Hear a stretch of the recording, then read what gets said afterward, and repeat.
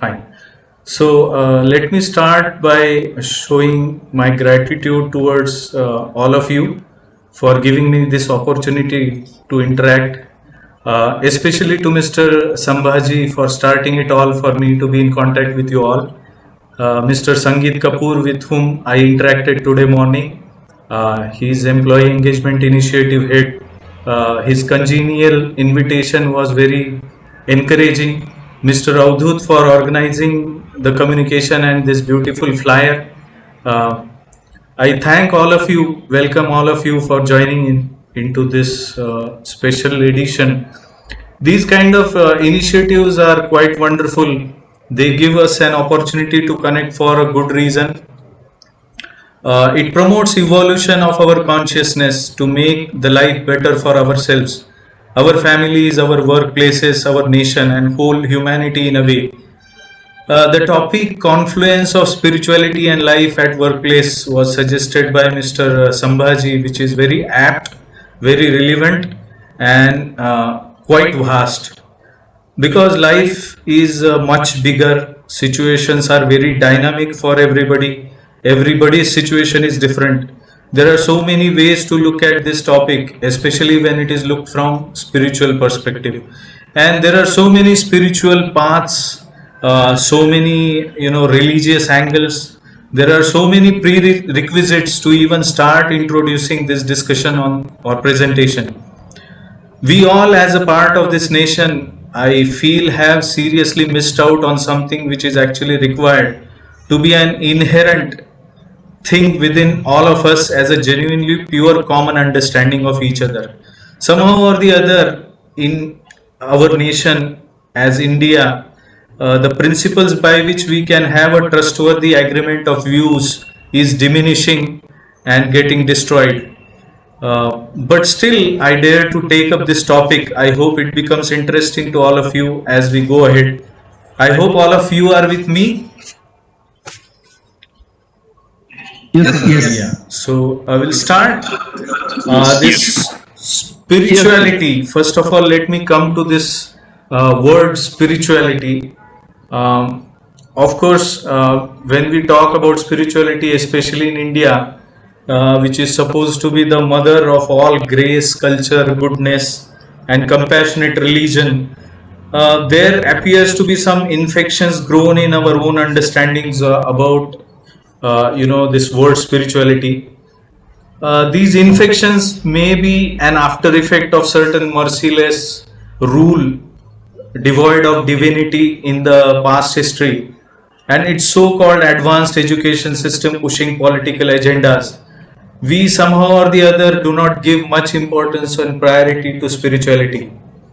But nowadays, as we are growing in our material field, uh, even sometimes chasing some advanced, so-called modern advanced nations, some of the preconceived notions about spirituality I have listed here. One of them is sort of religious belief. Spirituality is a sort of religious belief, which is not. It's lofty, philosophical, sentimentalism. These are, something by which we are not giving proper justice to spirituality. These are all negative notions which are not actually correct. Sometimes we feel spirituality is impractical, we feel it is not relevant, we feel it is unscientific. We do not give its due importance to spirituality. Uh, but still, I wanted to just bring these,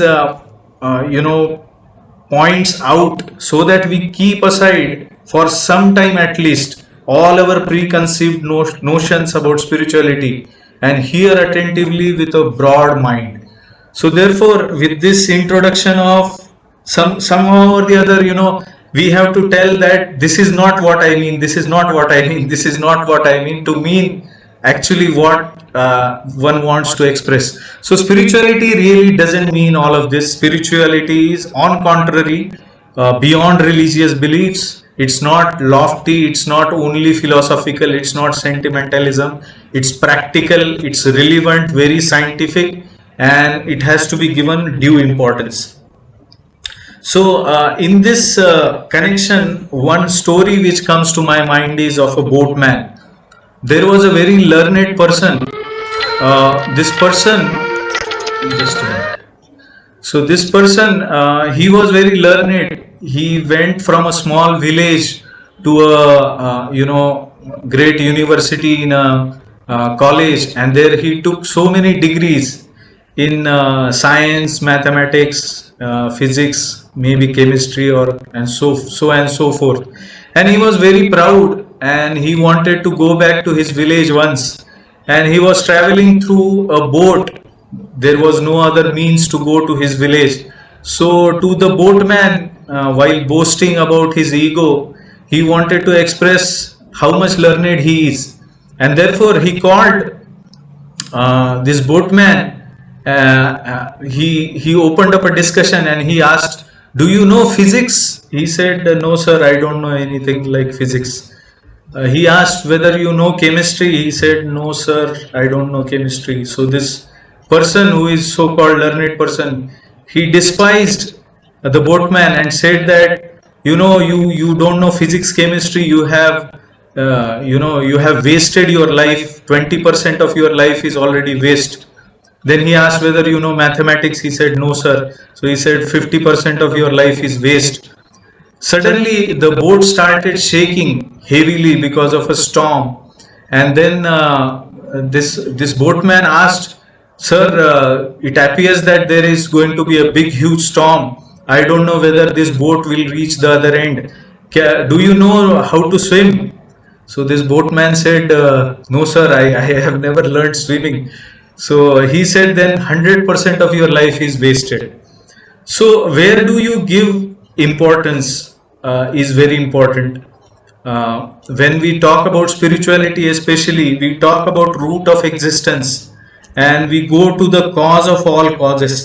So any problem, any situation, any circumstance, if it is to be handled graciously in a very intelligent, sophisticated manner, then it's most handled in a spiritual way. So therefore, spiritual way is a very foundational understanding of life and solving the issues of life. In fact, if I can compare spirituality to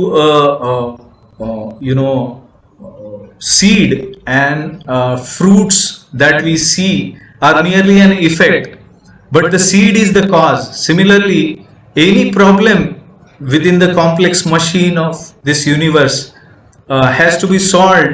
Then if it is solved at the seed level, nowadays this genetic engineering is becoming very popular. If it is solved at root level, then the solution is most significant. So in that manner, there are various sources of spiritual knowledge. One of them is Vedic knowledge, which is supposed to be very vast, very ancient, very old. If you see the Vedic tree of knowledge that is displayed on your screen, you can see it's a huge set of things which one may like to know. Many sources of knowledge are there. Many philosophers, many thinkers, many civilizations across globe, many scientists. All of them have their own way of thinking and own way of putting the things.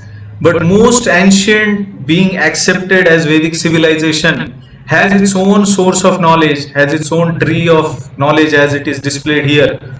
In fact, if I summarize the appreciation even by some archaeological surveys that find out the Vedic roots beyond even billions of years, and some people who are working in this direction, like one of the quotes by Dr. Kevin Hurley of University of California at Berkeley. He says, "How could Hindus have possibly known all this 6,000 years ago, when scientists have only recently discovered this using advanced equipment which did not exist at that time?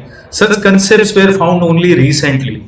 So if you really see the vastness of Vedic knowledge, Vedic literature, here I have displayed Shruti, Smruti, Nyaya, all this. About 100 billion Sanskrit verses approximately are there in Vedic literature, as it is said.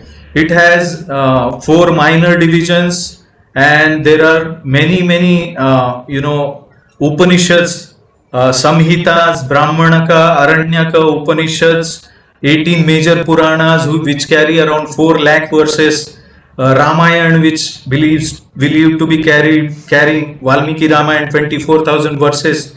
Mahabharata has 1,10,000 4-line stanzas which are called verses. It is world's largest poem, and within that there is Srimad Bhagavad Gita. So today we are getting into the Bhagavad Gita and how it is useful from the perspective of the discussion of today about the credos, culture credos that we have. So if we see, it's a Vedic knowledge is vast, and it is all in Sanskrit language. At least 12 years of rigorous study of Sanskrit language is required actually to start understanding literally what is meant by Vedic knowledge. Many people claim to find so many contradictions or so many controversial things in this tree of knowledge, but really speaking, it has to be understood in a very systematic way. So today we are going to focus more on the teachings of Bhagavad Gita, which are part of this Vedic spiritual knowledge. It is called as essence of Vedic knowledge. In fact, Bhagavad Gita itself, it says that Traigunya Vishaya Veda Nistraigunya Bhavarjuna Nirdvandho Nitya Sattvasto Niryoga Kshema Atmavan. So all these Vedas, in fact, they are vast, and the essence of Vedas has to be sought. That is what Bhagavad Gita says, and it presents itself as essence. One more verse which is there in Bhagavad Gita is Yavanartha Udapane Sarvatah Saplutodake Tavan Sarveshu Vedeshu Brahmanasya Vijanata. What it means is, just like there are villages, there were used to be villages in India, and there used to be a lot of wells. For drinking water there would be a well, for washing clothes there would be a well, for washing animals there would be a well. But wherever in any village there is a flowing river, there was no need of so many wells. Similarly, Bhagavad Gita says that one who knows the purpose behind Vedas, he knows the real purport of the Vedas, which is presented by Bhagavad Gita. So Bhagavad Gita as such is beyond mundane conceptions of religion. It is beyond any extremism, beyond any fanaticism. It is having universal acceptance. In fact, the Brahma Madhva Gaudiya Sampradaya, which was mentioned in my introduction, this Sampradaya has a face called as ISKCON, one of the branches of this Sampradaya. It has distributed at least 500 million or 50 crore Bhagavad Gita or Bhagavad Gita based books since 1965 up to 2014. And what would be the number now? I don't have that statistics, but it is universally accepted by so many thinkers, philosophers, leaders, scientists, politicians. They have found inspiration, guidance and way of life in Bhagavad Gita. So the authority of the Bhagavad Gita is beyond any doubt. It is said in the Bhagavad Gita, Idam tute guhyatamam pravakshami anusuyave jnanam vijnana sahitam yajnatva mokshase ashubhat. So Bhagavad Gita says that it carries jnanam vijnanam, means knowledge that is theoretical, the formulae behind the working of the world, and the practical realization of all of this, which is called Vijnana. So, Yajnatva Mokshase Ashubhat means whatever is troublesome in life, the Bhagavad Gita has capacity to remove that. So, it's a scientific way of, a very seed level way of tackling the problems. And it is also described as Rajavidya Rajaguhyam Pavitram Idam Uttamam Pratyakshaavagamam Dharmyam Susukham Kartum Avyayam. It says that it is king of all knowledge, it is secret of all secrets, it is Pavitram, means it is very pure, there is no cheating in it, it's not man-made thing. Pratyakshaavagamam means one can have direct perception of the truth. Whatever truth is spoken in Bhagavad Gita, one can directly perceive it, which qualifies it to be called as a scientific treaty. And Susukham Kartumavvyaya means it's not very tough to follow, it's very simple, it's happily followed. So, with that introduction of spirituality and why we ultimately come to Bhagavad Gita, we will go ahead with the, of course, practically relevant Bhagavad Gita. So now we are coming to spirituality and culture, how they are linked. In fact, today's topic, spirituality, confluence of life in office and spirituality. The right perspective is, given by Bhagavad Gita. It says that, one of the European Heart Journal, which is peer reviewed Journal of Cardiology, published by Oxford University, they have said that Bhagavad Gita is more relevant than ever, especially now in the midst of COVID-19 pandemic. And they have likened Prince Arjun to healthcare workers and the Kurukshetra battlefield to hospitals. So all over the world, this is being, really appreciated. So we'll just go into the details of how the right perspective is about approaching this linking of spirituality and these culture credos. Actually, life is much bigger, spirituality is much bigger. It's a universe is a complicated machine, and Bhagavad Gita in fact talks about unlimited dimensions of life. It if you say good management or the cultural credos as they are defined for you, they are just one of the side effects which would be easily obtained by following the spiritual principles of the Bhagavad Gita.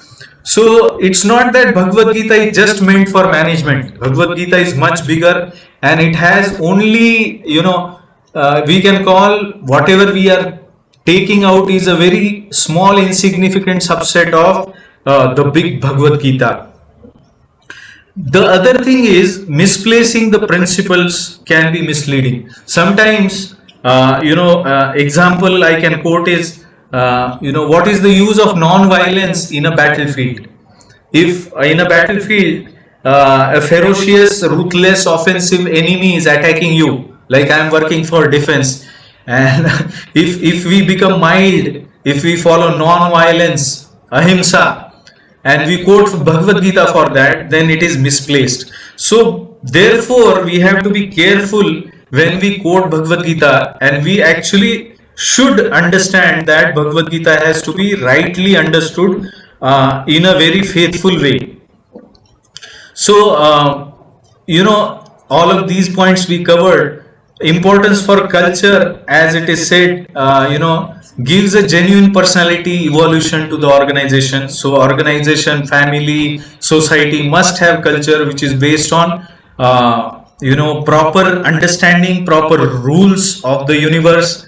It is sign of being progressively civilized. There is justice, fairness in organization, family, nation, if it is based on some good spiritual culture. And therefore one should have all of these things are based on faith.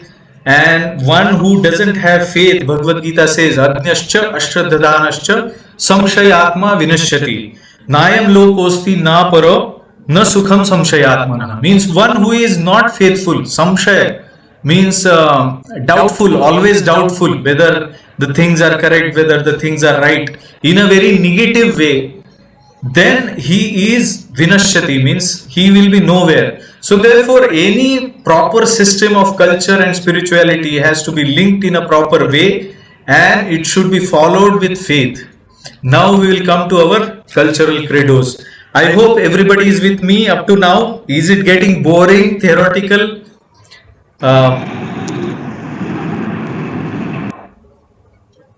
Shall I continue? Yes. Yes, thank you. So, yes, there is a subtle universal government which is beyond man-made government, which is invisible, working on a very minute and inconceivable scale. There is a man-made governance or management on a gross scale.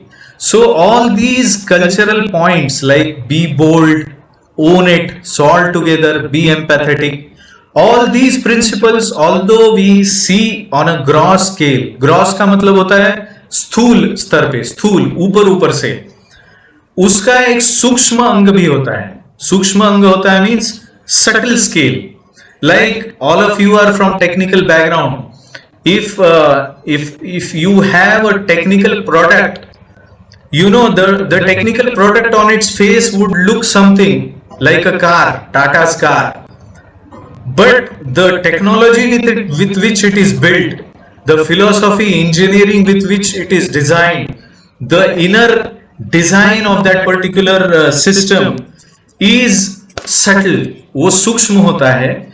तो we want to understand culture credos with a balanced approach by understanding deeper aspects of spirituality which are proven by authentic conceptions or rules or system mentioned in the Bhagavad Gita. So the thing is, knowing principles is easy, like one can say be bold, but now we need to understand what exactly is meant by being bold.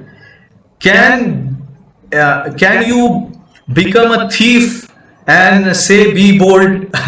So it is called, this way it is misplaced principle, misunderstood principle. So to understand principle in right manner, we need to actually expand the topic. That's why today we are going to see, it's very good that I got these 4 points from Mr. Sambhaji as an input, where we can actually rightly make a constraint or a scope as to where our discussion should go, because Bhagavad Gita is such an infinite topic. These particular 4 credos which are understood in your organization, in fact, if we see Bhagavad Gita from that perspective, then it will be understood in a scoped manner within the given time. I don't know whether I will be able to cover these vast topics within given time. It is already half an hour or more already over. So let us start.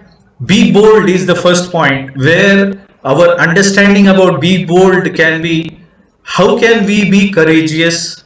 How can we be taking risks for good reason in a very right spirit? How can we be confident? And remember, all this presentation, all these points are not only very useful in organizational functionalities which are performed by various roles by all of us, but they are also very, very important, very nice for our family, for our social life, for life in general. So being bold is a principle which is very good, but the courage has to be there to be bold, the ability to take risks, calculated risks, not undue risks. We saw a video of safety, that risks are there and how taking safety is important. Being unnecessarily bold can be disastrous. So therefore, taking risks, being confident, all of these are part of being bold. Second one, owning it means what? Being responsible for whatever we do, getting involved with our own personality, with our own intent, and being proactive. When we own something, then we are proactive about carrying out the duties. So these are hidden, meanings of what is own it.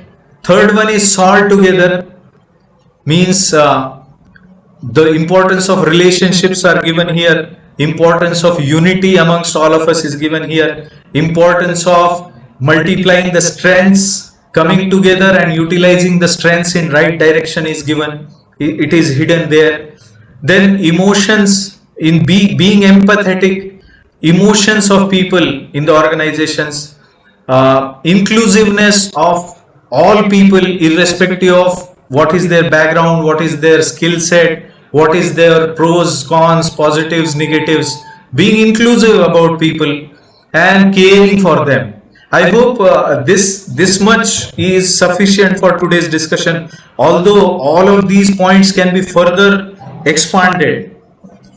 So the point is, we all may be knowing that these are requirements, but we need a psychological upgrade, a personality change, a lifestyle change, to take ourselves from theoretical knowledge to practical application or practical insight or practical necessity. And that is where the problems come, that many of us understand these points in our own ways, and we have so many contradictions within us. We don't have a common ground many times for all of them. Somebody feels, for example, being bold or owning it means, you can misplace this principle. Just like you may find a key on street, but you don't know how which lock that key is applicable to. So it is called misplacing the principle. So it needs a mature, holistic, good, all-round guidance,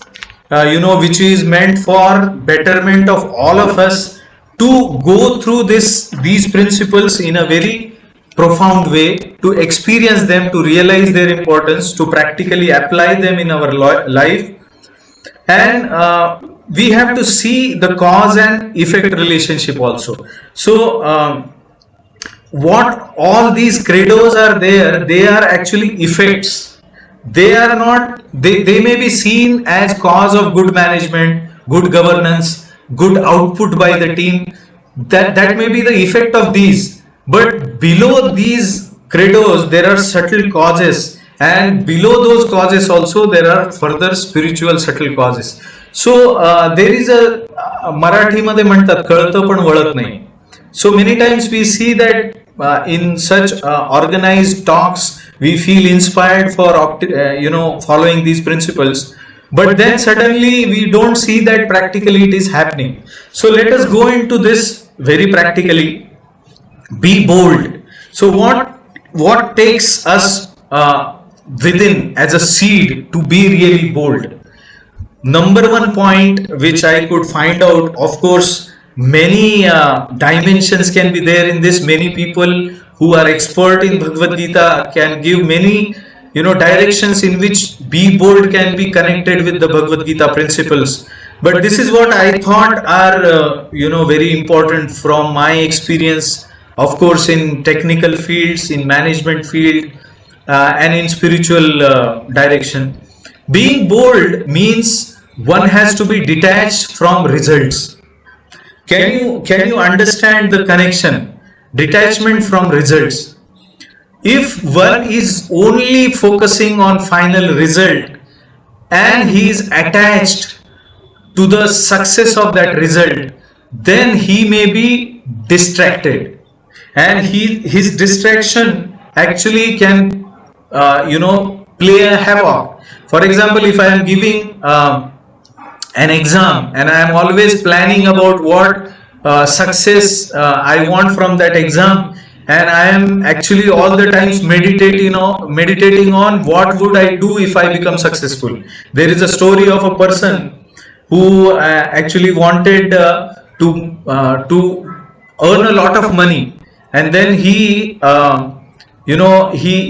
got some wheat flour, and he said, with this wheat flour I would make a business. I would sell this wheat flour and then earn some money. With that money further I would invest it in this place. Then I would get so many returns. Then I would again go and invest further. Like that, he was dreaming about his future and what he will do about when he will be successful and will earn a lot of money.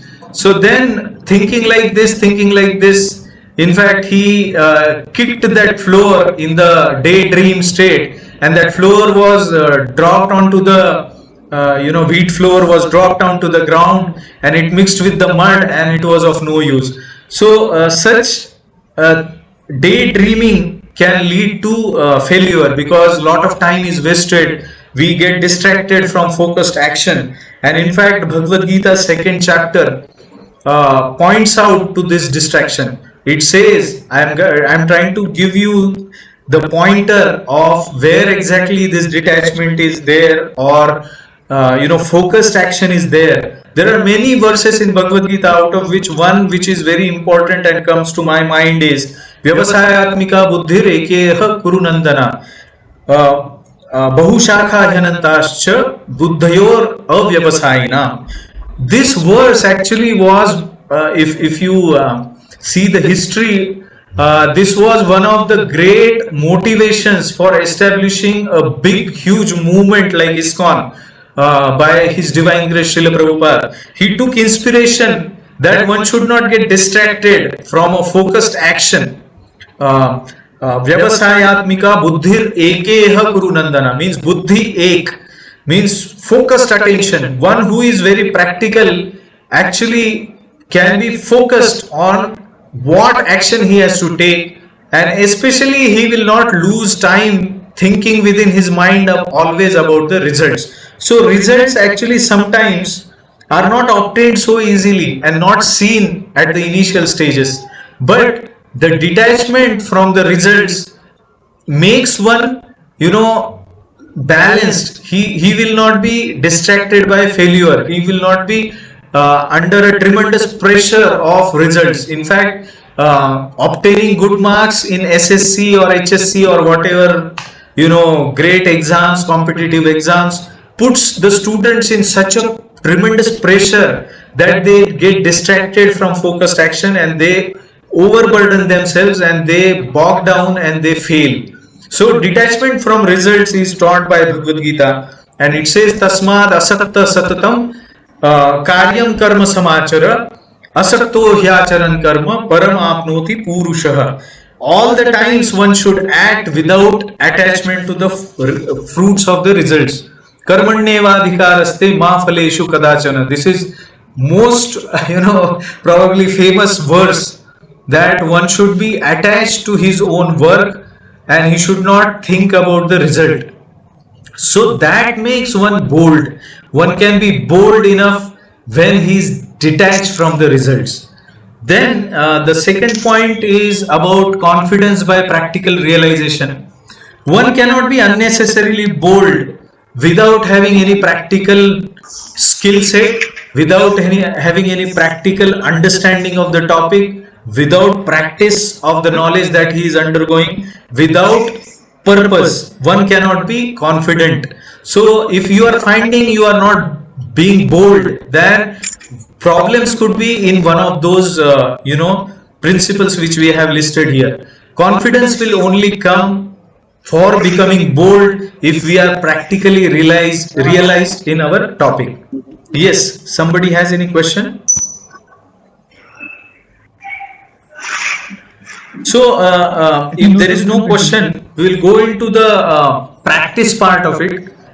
In fact, if you see the role model of practice is seen as Arjun, who practiced his archery day and night, and there he asked one question, that our mind is so turbulent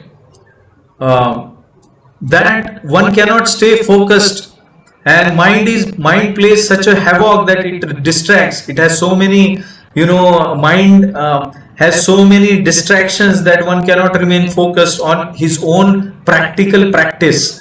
So these distractions are there. The answer to overcome these distractions given by Krishna in Bhagavad Gita is असंयतात्मना योगो दुष्प्रापयति मे मतिहि वश्यात्मना तु यतता शक्यो वाप्तुम उपायतः. By proper practice, by proper understanding of the way the mind works, one can actually overcome all these distractions. And therefore it says that Krishna in Bhagavad Gita says that by practice abhyasena tu kaunteya vairagyena cha dhruhyate. Abhyasena means one has to do abhyas, and vairagyena means detaching from results. One can actually overcome all the distractions by these. So one of the very popular concepts which are required by modern societies. How can I control my mind? My mind is so turbulent, obstinate, it doesn't listen, it wants to do something disastrous, it gets distracted to so many things. How can I control my mind? So for that, Krishna has suggested that, you have to practice abhyasena vairagyena, by detachment. So these are seed at seed level. If one is actually working on that seed level, then he can easily remain bold, he can become bold. Fearlessness comes from knowledge. Like if I am visiting, for example, when I visited Mumbai first time, I was very fearful. I heard of so many stories about horrifying stories about Mumbai. But when practically I went there and had knowledge and experience of Mumbai, then I slowly become fearless and could handle, the challenges which were there in the system there. So similarly, when one is trained in transcendental knowledge and knows his identity beyond bodily identity, then he becomes fearless. It says, Bhagavad Gita says that it takes divinity, abhayam sattva samshuddhi, jnana yoga vyavasthiti, means abhaya means fearlessness. It comes out of transcendental knowledge. So here in Bhagavad Gita, Arjun is a fighter. He is bewildered on the battlefield, and now he is actually saying that Sidanti mama gatrani mukham cha parishishyati Gandivam samstrate hasta mukham cha parishishyate. That means that I am losing my composure. I am not able to stand here on my chariot. I am shivering. My mouth is drying up. I am not able to stay calm in this situation. Oh Krishna, please help me to come out of this. That is why the first chapter of Bhagavad Gita is called Arjuna Vishad Yoga. So when we face our organizational, as I said, Bhagavad Gita is very big. What we are taking out of it in certain situation is a very small side effect. But we face fear in our organization, we face fear in society, we face so many kind of fears for survival. But if we are transcendentally situated, then these fears cannot touch us. And that transcendental realization is given in Bhagavad Gita, which talks about our identity as spirit soul beyond this bodily existence. So although the knowledge of spirit soul is not exactly, may not be related to today's topic, but actually it is seen that the people who are understanding the spiritual identity as spirit soul, Atma, they tend to remain and stay fearless. Yam labdhva na punar moham. Or one more verse is Yasmin sthito na dukkhena gurunapi vichalyate. Means the transcendental state of understanding or consciousness in which one understands oneself as somebody who is beyond this body, who is a spirit soul, dukkhena gurunapi na vichalyate. Even if there is a great danger befalling on him, na vichalyate, vichalit nahi hota. He will not be moved by that fear. He will be steady, very controlled, and he will be therefore able to do right things. He will be able to put aside wrong things. He will be able to get into right intent and action. Right intent and action are very important for being fearless, because Srila Prabhupada, our Acharya, he used to say that how can a society of thieves be peaceful and happy? They will be always under the fear of getting caught. Similarly, if we are not right in our intent, we are acting as a thief, and we are not right in our actions, then we will always be surrounded by fearfulness. So a person cannot remain bold if he is not right in his intent and action. He cannot remain fearless. And therefore, Bhagavad Gita says, Ishtan bhogan hivo deva dasyante yajna bhavita tair datta apradayibhyo yo bhunte stena evasa. Means you are taking so many things from the managers of this whole world, nature, the beings who are controlling this whole nature, which are understood to be demigods from the context of Bhagavad Gita, if one is not being grateful to them for whatever gifts we have received from them, and we are not utilizing them to satisfy those great managers of the world, then we are no one but thieves. So this is a very, very, very huge topic and very huge depth of understanding, that one is a thief if he is not returning back something to the world, something to the nature, something to the society as a sacrifice. He is called as a thief. So until and unless one's life is not meant for his own selfish living, his life is not meant for serving others selflessly, he would always be surrounded by fearfulness. He can never be fearless in true sense. And therefore we see that some people who were bold, when they are tested over time, they will be exposed if they are not going to the depth of understanding of spiritual identity and spiritual perfection, which is mentioned in the Bhagavad Gita. I hope we are understanding this. Second point, owning it. हम कभी कभी कहते हैं, when we get frustrated especially, we say, मैं ये सब किसके लिए कर रहा हूँ. I have seen this in fights of husbands and wife. They say that husband says, मैं इतना सारा मेहनत किसके लिए कर रहा हूँ, क्यों कर रहा हूँ, and wife says, मैं इतनी मेहनत किसके लिए करती हूँ. Like that, people, in fact, when they get frustrated, they say that, why am I doing all of this?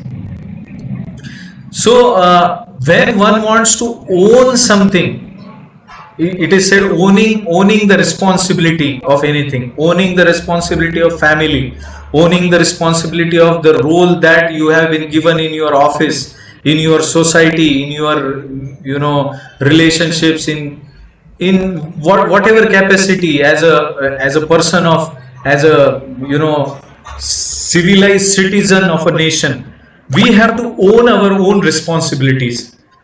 And for owning the responsibilities, if you go subtle, if I am a manager and I want to give responsibility to my subordinates who are supporting me, I have to see to it that they own it. They own it means what?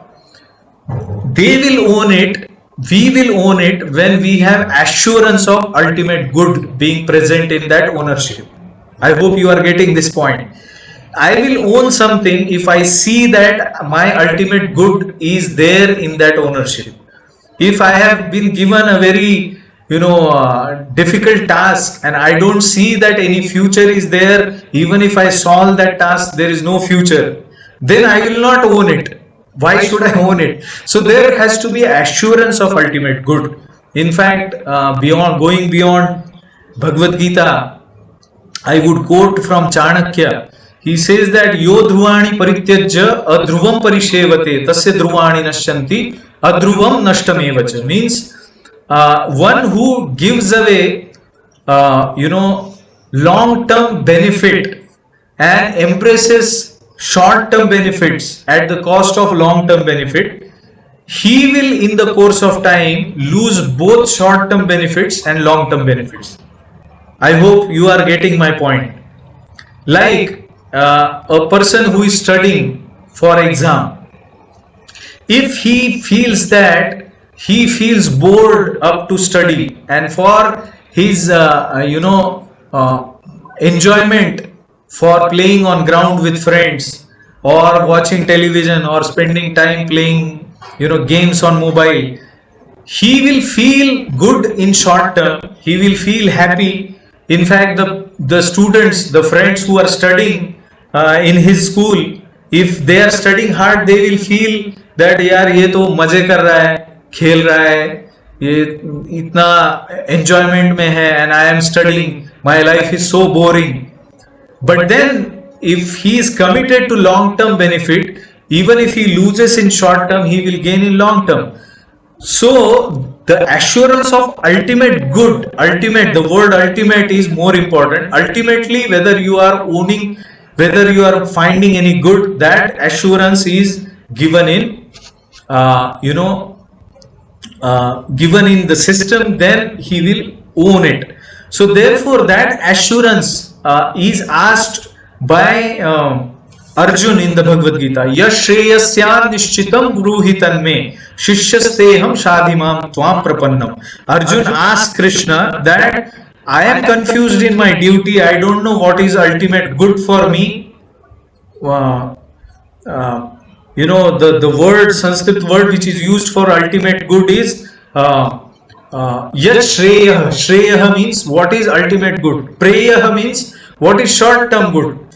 Preya means short term, Shreya means ultimate good. So yashreyasya nishchitam bruhitan me. You tell me what is for sure is good ultimately for me. Sometimes we ask what is my ultimate good from point of view of a long term career, whether I should walk in this path or that path, like that we ask. So similarly, what is the ultimate benefit for a living being? That is given in the that is why Arjun surrenders to Krishna.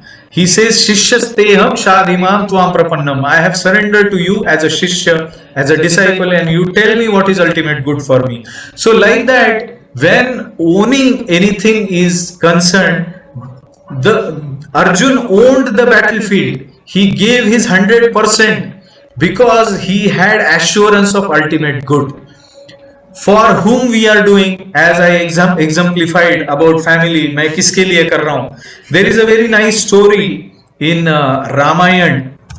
Actually, you might have heard this, that the writer, author of Ramayana, Sri Valmiki Muni, he actually was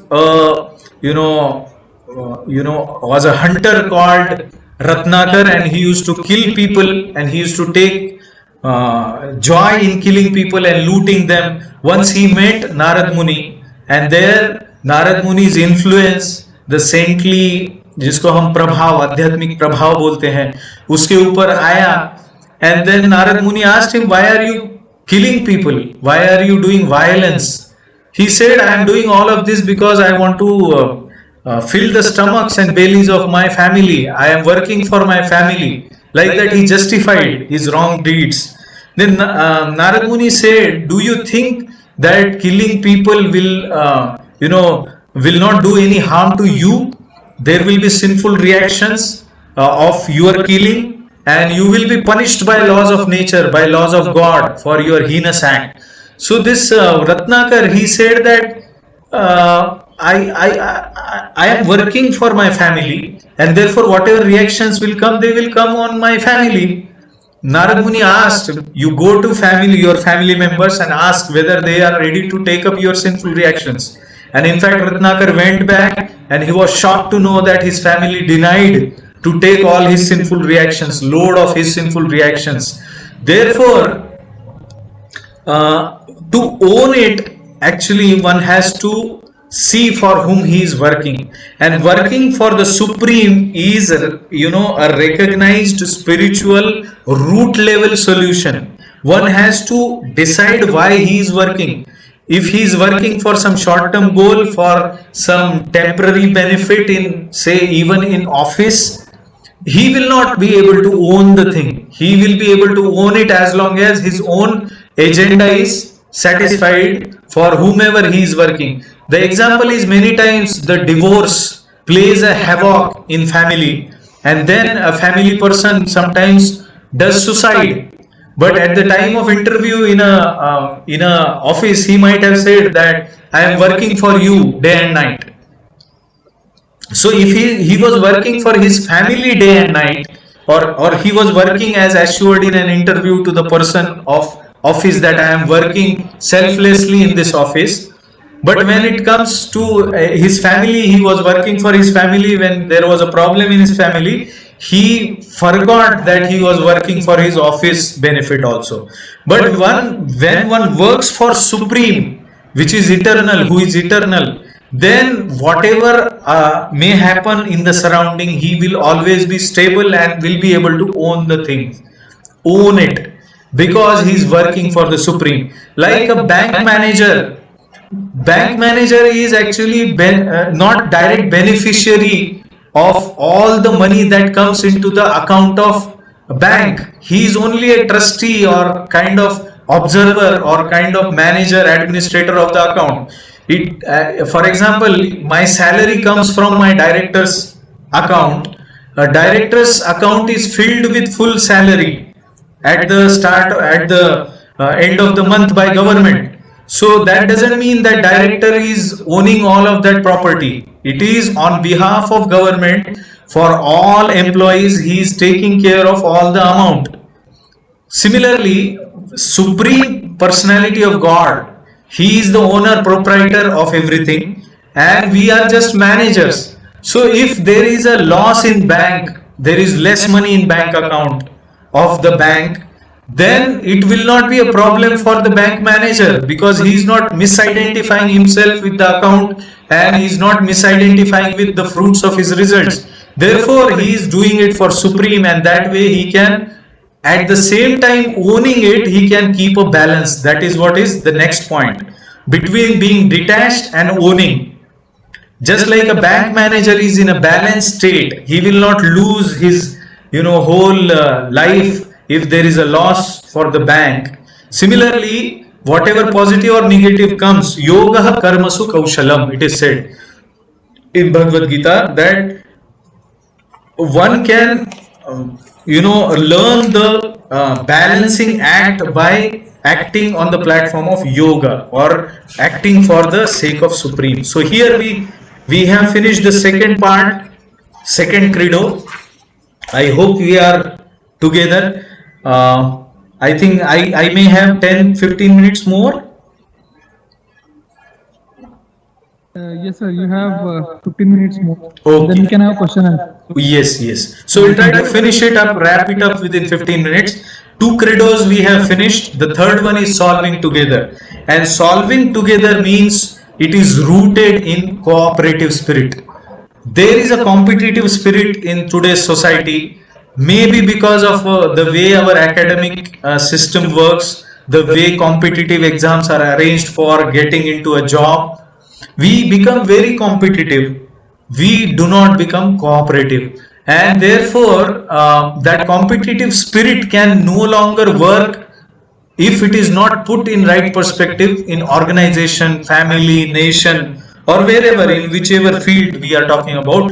In a productive environment, only cooperative spirit works. I know that all of you have experienced this the importance of cooperative spirit. So this cooperative spirit is not only important for office life. This competitive spirit might have worked in academics, but things will not work out that way if it is not based on justice. So justice of cooperative spirit has to be recognized by the management. For management to make integration between all the people who are working and make them come together and cooperate, solve the things, needs a sense of justice. Therefore, in fact, even about Bhagavad Gita, if we see the principle of being cooperative, it is discussed in the Bhagavad Gita's 3rd chapter. It says, Devan bhavayatanena te deva bhavayantu vaha parasparam bhavayantah Shreya paramavapsatha. Shreya, I told the meaning of the word Shreya. Shreya means the ultimate good. Ultimate good will come by parasparam bhavayantaha. It is quoted in the sense that the managers of this world, this universe, which are demigods, if they are pleased by sacrifices, then they will also please you, and thus by cooperation between men and demigods, prosperity will reign for all. So if we see universal government, and in that government if we see this principle of if we see this principle of solving the problem together, then this principle of parasparam bhavayanta, one has to work in a cooperative spirit, then prosperity will come. This is the principle of Bhagavad Gita. So same principle, in whichever small way we can adopt, can help us to go forward solving the problem together. So Bhagavad Gita gives that seed by which the motivation, the philosophy, the scientific truth by which we can actually cooperate. This cooperation is not so easy to achieve, and the reason is the bija, the seed is missing, the spiritual perspective is missing, the reasoning is missing. So for that establishment of subtle connection, सूक्ष्म स्तर पे हम एक साथ आए, इकट्ठा हो, इसके लिए some principal adjustment has to be done, irrespective of whatever may be our externals or internal thinking of our varieties of personalities. We have to accept the fact that we as a society, as office colleagues or family members, have to depend on each other. We actually depend on each other, whether we like someone or dislike. We have to not only work together but have to see our subtle connections of dependence. Even if you see, our nation level economies are dependent on other nation economies. So this goes at universal level too, it goes at minute level to top level. Jivo jivasya jivanam, as it is said in Sanskrit, that one living being subsists on other living beings. They depend on other living beings. We also call it a cycle of nature. So we depend on each other. Not only depend, but actually our destiny, all of us, is decided by that subtle connection. So that for that also we see Bhagavad Gita's connection again. It is said, Karma Brahmodbhavam Vidhi Brahmakshara Samudbhavam Tasmat Sarvagatam Brahma Nityam Yajne Pratishtitam. The meaning is, regulated activities are prescribed in the Vedas. Regulated activities means there are some rules and regulations by which one has to live in this world. And the Vedas are directly manifested from Supreme Personality of Godhead. That the Creator Himself has given these activities, how we have to behave ourselves in this world. Consequently, the all-pervading transcendence means the all-pervading God is eternally situated in acts of sacrifice. That means that if one's life is not sacrifice oriented, he is not doing the things for the world or for the people or the family or the nation, for office, for a higher purpose, leaving aside his own personal agenda, then the whole situation will go down, everything will come down. In fact, the word used is yajna. Yajna means the definition of yajna is not some homa kunda only. Yajna means yajna karma samudbhavam. When one is doing his prescribed duties, then automatically the sense of sacrifice is happening. So our duties in office are not different than spiritual duties. One has to take it in that spirit, that my duty in office also is important. Many examples can be given. If a lineman who is operating on a train, railway line, if he is not doing his duty perfectly, so many people will be dying. So there is a subtle connection between his duty and what will happen in this world. So therefore, like that, everybody, whether it may be an ant or maybe a big gigantic animal, all of them depend on each other. Similarly, all of us depend on each other. The other part of it, we get influenced and pushed by surroundings. Sometimes we say, "Main akela kya karunga? What would I do alone? If I follow these principles, I will be alone, and there will not be any use on a large universal scale. सब चोर है तो मैं भी चोर बनना ही पड़ेगा मुझे, सब करप्ट है तो मैं भी करप्ट हो जाऊंगा." So like that people justify, which is some way or the other a little bit true. It is justified in Bhagavad Gita also. Nahi kaschit kshanam api jatu tishtatya karma krut karyate hyavashah karma sarvah prakriti jairguni. That means everyone is forced to act helplessly according to the qualities he has acquired from the modes of material nature. Nisarga से जो हम संपर्क में रहते हैं, जिस तरह के निसर्ग के संपर्क में हम रहते हैं, उस तरीके की क्वालिटीज हमें we acquire, and we cannot stay without we cannot even refrain for a single moment from doing something. We are pushed into the things. So we are pushed in bad things if we are made up of bad association. So when we solve together, we have to make sure that all of us are purified, all of us are pure in our intent. So for that, there needs a structure, organizational structure and discipline. And the structure working together will work only when the structure takes into cognizance qualities and activities of persons who are working together, not something like birthright. This is where there is big problem. Many people think that Vedic systems are based on birthright, but all of you should actually note it forever that it's a wrong notion. Bhagavad Gita says, Chaturvarnyam maya srishtam guna karma vibhagasha. Guna means qualities, karma means activities. It is not by birth. The division or structure given by Bhagavad Gita, I have put it here. You can see it. The Bhagavad Gita says there has to be some people who are intellectual, visionary class, giving guidance, giving selfless service, giving direction to the society in a very holistic way, in a very gentle way, in a very divine way, leading them into a very nice living according to the laws of nature. They understand these laws, they study these laws, they are committed to follow a pure life. Such intellectual visionary class can give guidance, and they give guidance to the society.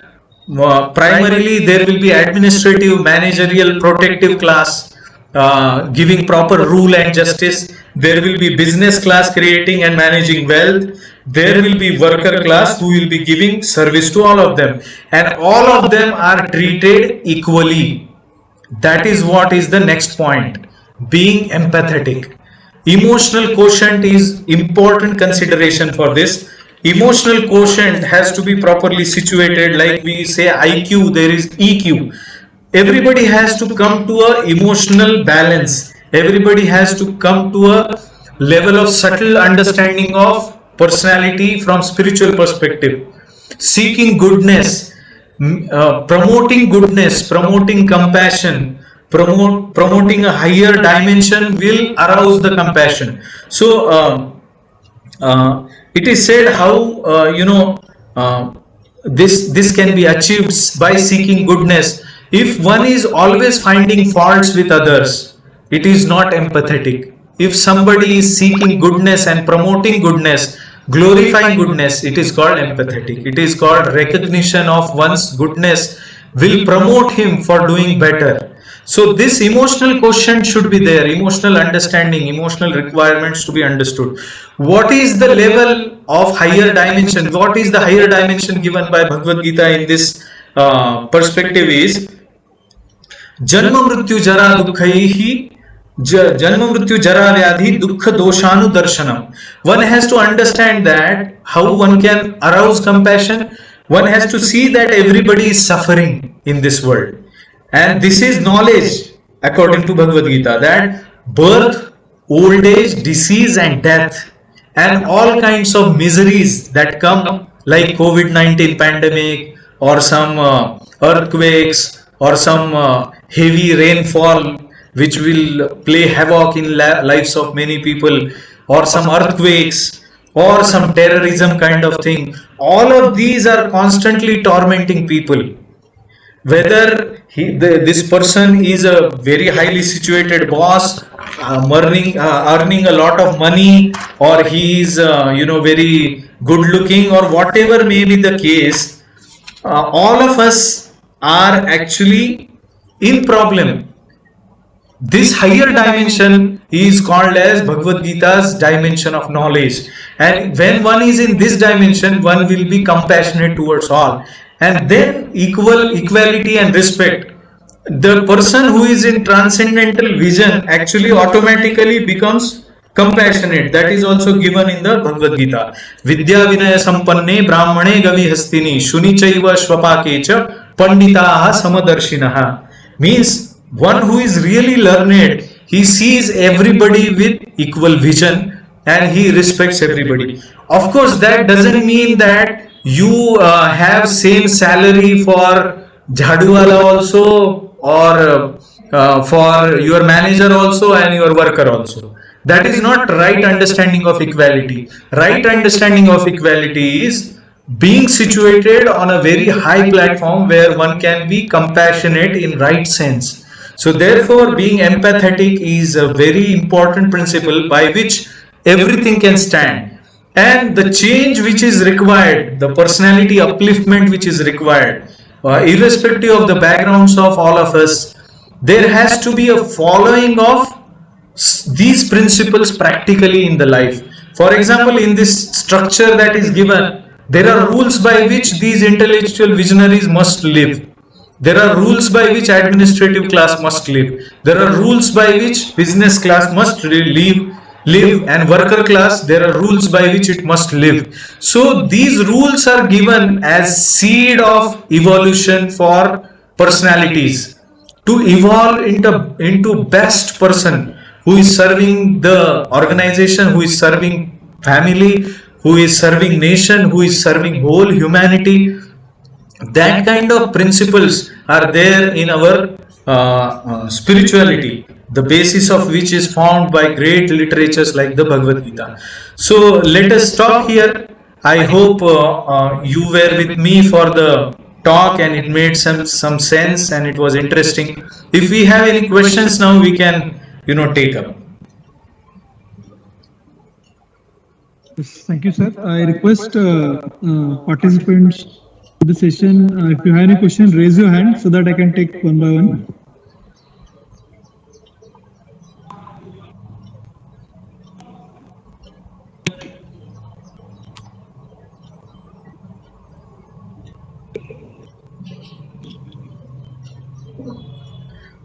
Abhijit ji has raised his hand.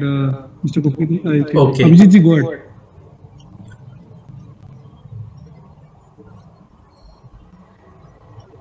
No, sorry. No, by mistake it was there. No. Okay, not an issue. So if anybody has any question, please raise your hand. Avinash ji has raised his hand. Go ahead, Alok sir.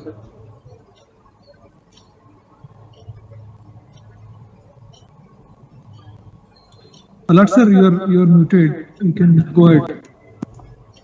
Hare Krishna. Hare Krishna. Sir, I will speak in Marathi only because it is better for me to speak in Marathi. चालेल ना, हरकत नाही. Generally आपण भगवद्गीतेवर अभ्यास करताना बऱ्याच वेळेस असं लक्षात आलं की आतापर्यंतच्या प्रवासामध्ये आपण फक्त अर्धवट श्लोक बघतो. म्हणजे कर्मण्यवाधिकार असते मा फलेषु कदाचन, हे फक्त आपण शिकवतो. पण त्याचा दुसरा जो भाग आहे, मा कर्म फल हेतुर्भूत माते संगस्तु अकर्मणी. Yes yes yes. तर ह्या ज्या गोष्टी आहेत ह्या आपण म्हणजे माझ्या असं लक्षात येतं की हे असं कुठेतरी अर्धवट शिक्षण आपलं पुढे जात आहे. किंवा अर्जुनाला जेव्हा आपण एखादी गोष्ट सांगतो तेव्हा तस्मात युद्धस्व भारत एवढं शिकवलं जातं, किंवा जीवस्य जीवनम एवढं शिकवलं जातं, किंवा योगा कर्मचं कौशल्य असे, म्हणजे दीज आर ऑल आपण त्याला म्हणतो ब्रीदवाक्य म्हणून आपण घेतो. पण शिकवतानाच आपण कुठेतरी काहीतरी कमी पडतोय का असं हे जस्ट मला वाटतं. कारण मी भगवद्गीतेवर जास्त बघितलं नाही, पण I am fortunate enough to have a Hare Krishna from 1977 to till that. So that is, and I am basically following Varkari Sampradaya, so I better touch with Dnyaneshwari, Gitai, all this thing. कारण समजायला ते सोपं जातं. म्हणजे हा माझा स्वतःचा अनुभव आहे. पण ह्या सगळ्या गोष्टीचा माझा हा प्रश्न आहे की म्हणजे फक्त अर्धवट जे आहे त्या how we can convert that into so that the person who will come to know. That's my question. Thank you. Yes, very wonderful point brought out by you. I am grateful to you for bringing out this requirement of society in general. Actually, that's what I gave this thing. We had a discussion about this, that misplaced principles, misplaced or misutilized. Like I gave example of this compassion, ahimsa principle was most abused probably in India. तुम्ही मार खा, एक गालावर मारलं तर दुसरा गाल पुढे करा. आणि अहिंसा हे आध्यात्मिक तत्व भगवद्गीतेमध्ये कसं दिलेलं आहे, how it is in Bhagavad Gita is justified. So this kind of bluff is really dangerous for society. In fact, the Bhagavad Gita inspired Arjun, who was a warrior, to stand up. Mam anusmara yudhyacha, or tasmat uttishta kaunteya. So Bhagavad Gita, Krishna has, one who was shivering to fight. Bhagavad Gita has made him stand and fight in the life. Similarly, what you say is correct, that we are given only half part, 1/4 part, although that 1/4 part is also very important, but if it is misused, it is not properly understood, then it is a problem. This problem has come because the political class, for political purpose, has tried to use the sentiments of people in general and their affiliation, attraction towards spiritual, literature, and destroyed our society. But this can be repaired by systematically studying these literatures under able guidance, under a bona fide spiritual lineage. Like in Tata Motors, is there the thing that you will take anybody in your office as an engineer and employ him for great tasks? No, because you need a person who is well educated. His background will be checked, his degree will be checked, his practical experience will be checked, whatever claims he makes, they will be interviewed, they will be seen practically, there will be some probation period in which he will be put under observation.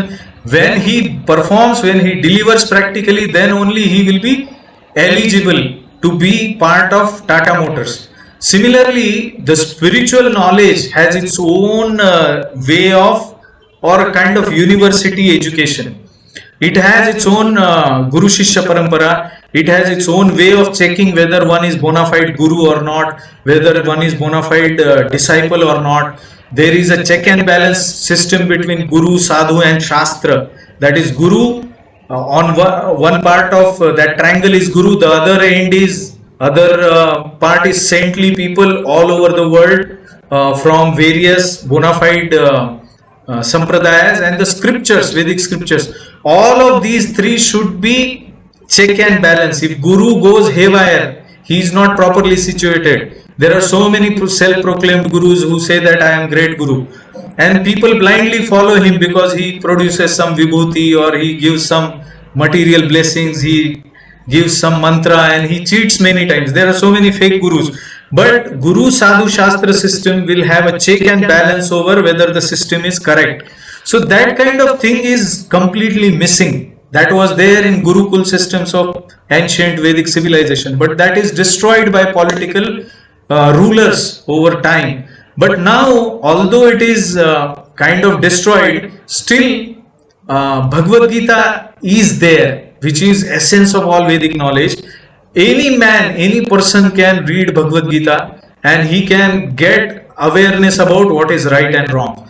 Further progress, practical progress, will require him to go to a proper bona fide spiritual master and understand these principles properly. But on a large scale for society, now the society has drifted so far away that it has become difficult.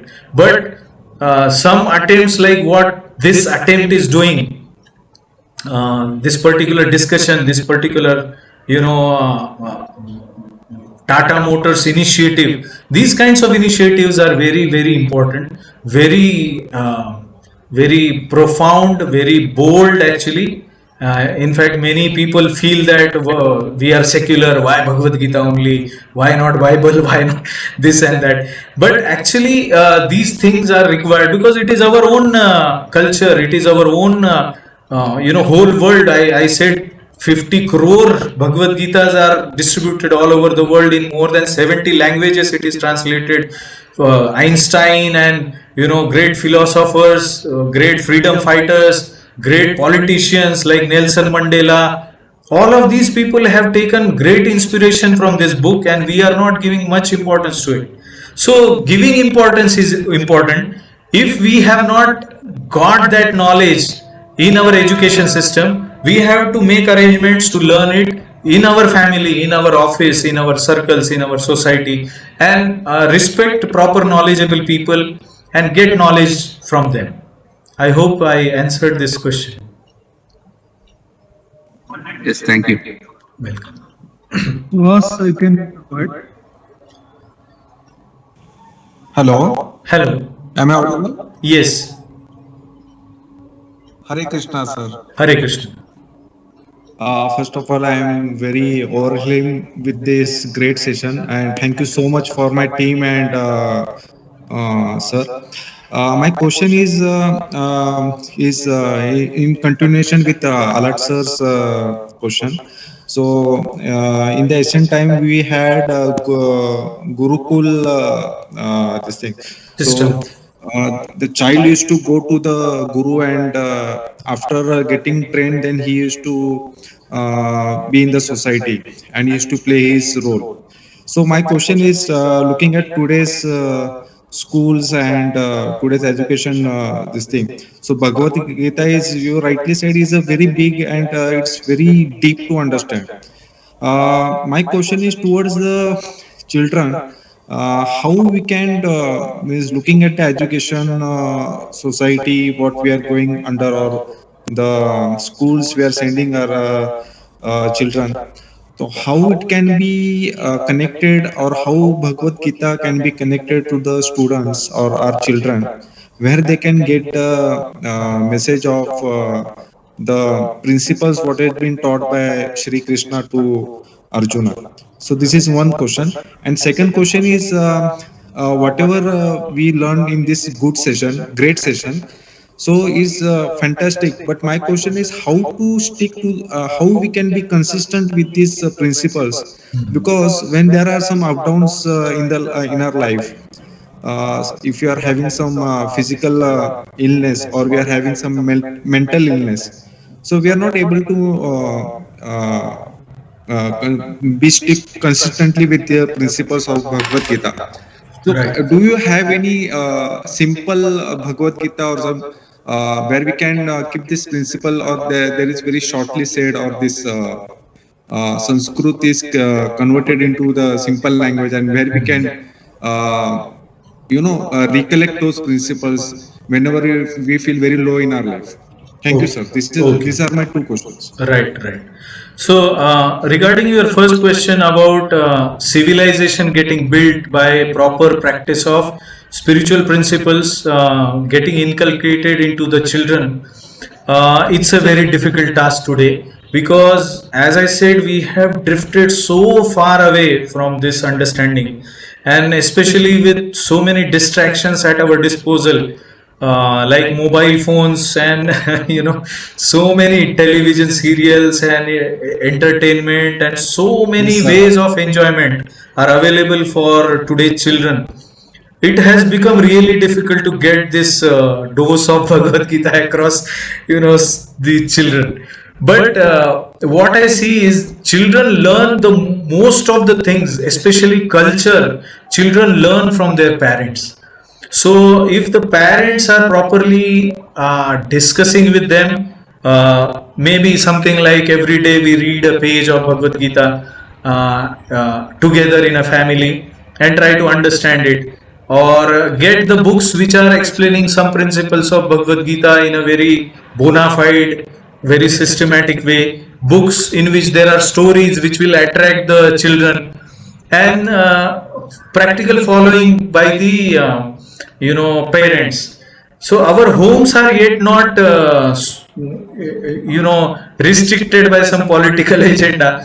Maybe schools are run under political agenda. There are policies which are made by education ministers, and they don't allow such kind of education in schools, but no one stops us from learning it within our homes.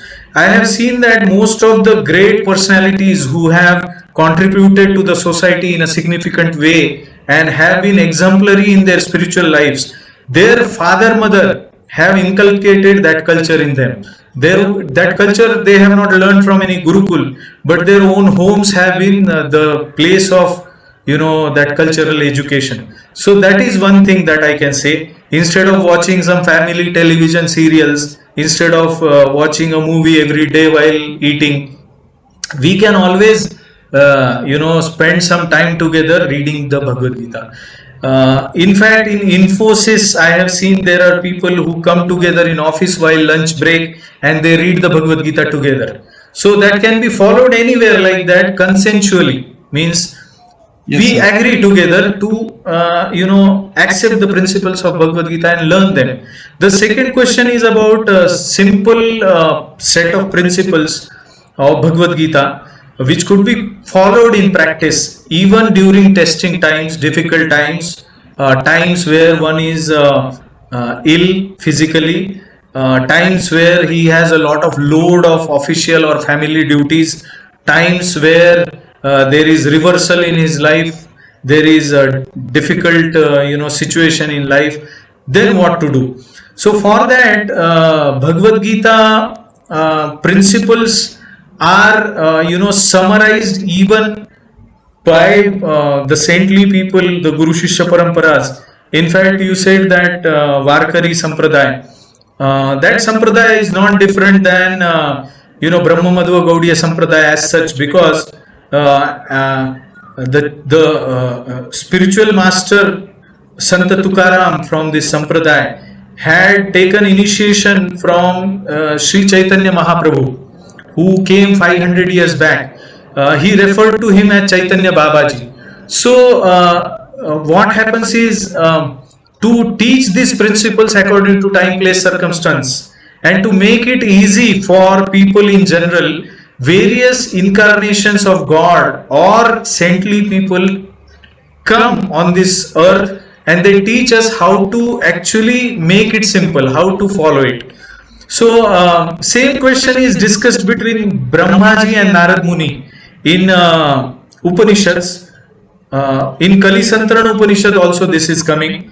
It says that Narad Muni says that it's such a difficult time in age of Kali that people do not have enough sufficient intelligence, sufficient time, sufficient luck, sufficient money, sufficient physical strength, and situation is very bad. And in that state, how can one achieve perfection? So there, the engineer of the world, Brahmaji, he gives a solution. Harer Nama, Harer Nama, Harer Nameva Kevalam, Kalau Nasti Eva, Nasti Eva, Nasti Eva Gatiranyata. He says that only by chanting of the holy names of Lord Hari, Krishna, Ram, in fact, it's not restricted only to the Ram, Krishna, Hari. Our spiritual master, His Divine Grace Srila Prabhupada says, any name of God which is acceptable to your religion, a bona fide religion, of course, not cheating religion, that name, chanting of the names is the most simple way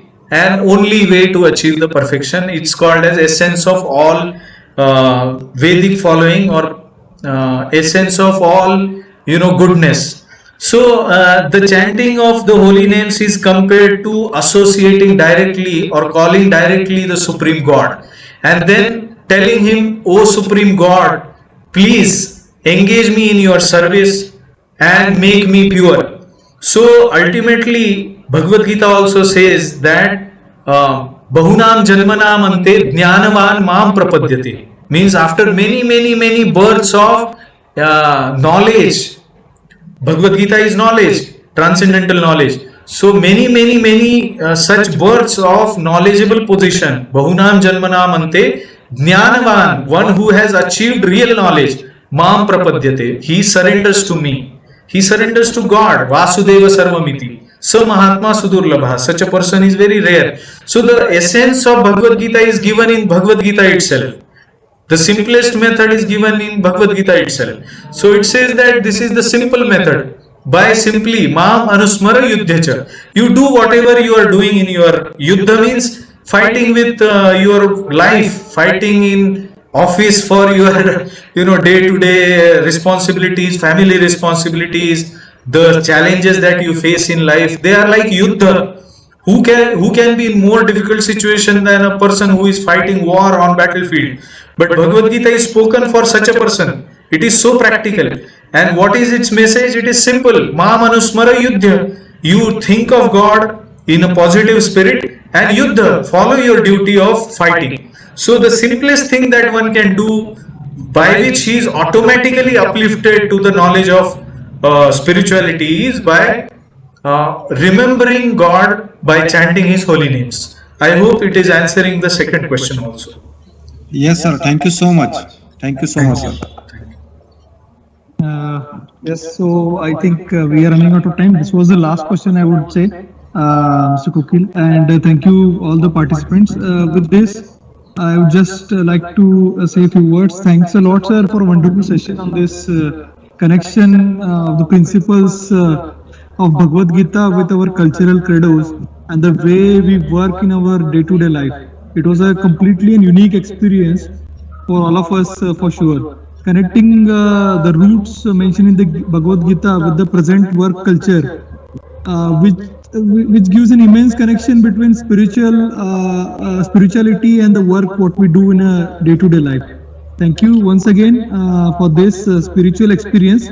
With this, I would like to hand over Mr. Kapoor for taking us through closing remarks and vote of thanks. Over to Kapoor, sir.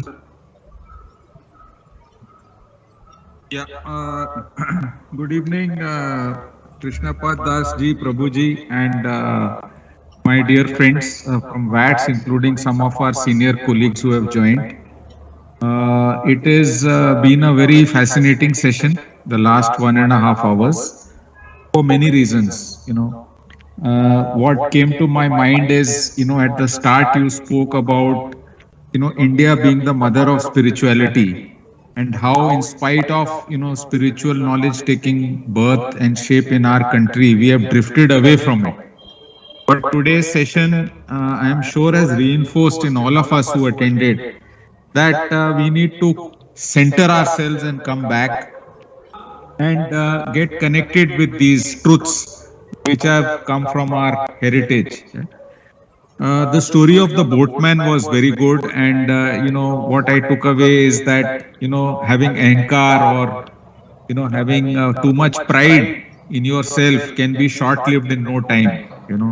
So that was a very nice story. Then the connection to the Bhagavad Gita, and as it is an inspiration for many, in a very simple way, I would say we have to think a lot. But in a very lucid way, you told us that, plain knowledge has to be connected with practical knowledge, or theoretical has to be connected with practical. Theoretical knowledge alone is not good enough. You talked about it being the secret of all secrets, which is encouraging all of us to, get involved, read it, and try to gain from that. Yeah? And of course, it should be happily followed. Yeah? Of course, the icing on the cake was how you linked the culture credos, which we have newly invested in, with a different dimension. Those culture credos are very simple and one can look at it at face value, but you brought a lot of depth, to all the 4 credos. For be bold, it's very easy that be bold can be read as, having courage, risk, and being confident. But detachment from results, it's a new insight.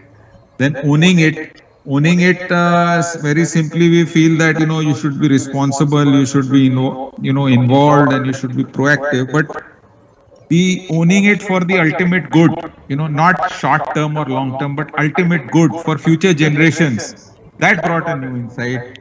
Same with solve together. Solve together is, just get together, build relationships and unity. But then you brought this dimension, or the Bhagavad Gita brought this dimension of being cooperative and having subtle connections, So, and how it is linked to the organization.